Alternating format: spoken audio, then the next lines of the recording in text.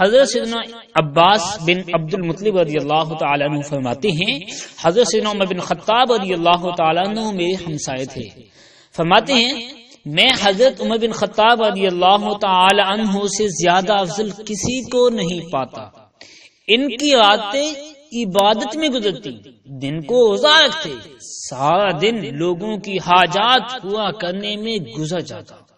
جب حضرت سیدنا عمر بن خطاب رضی اللہ تعالی عنہ کا انتقال ہو گیا تو میں نے اللہ عز و جل سے دعا کی، یا اللہ عز و جل مجھے حضرت سیدنا عمر بن خطاب رضی اللہ تعالی عنہ کی خواب میں زیارت ہو جائے. فرماتے ہیں اللہ نے میری دعا قبول فرمائی.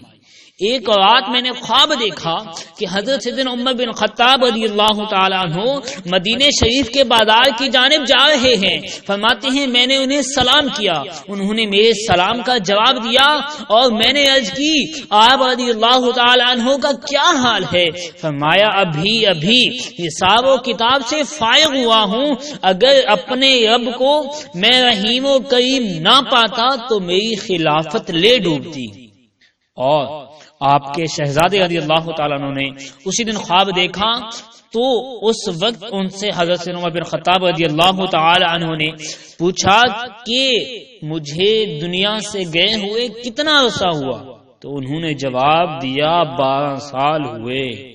تو سوچو دوستو، حضرت سیدنا عمر بن خطاب رضی اللہ تعالی عنہ جیسی عظیم ہستی 12 سال جن کو حساب و کتاب دینے میں لگ گئے، تو ہمارا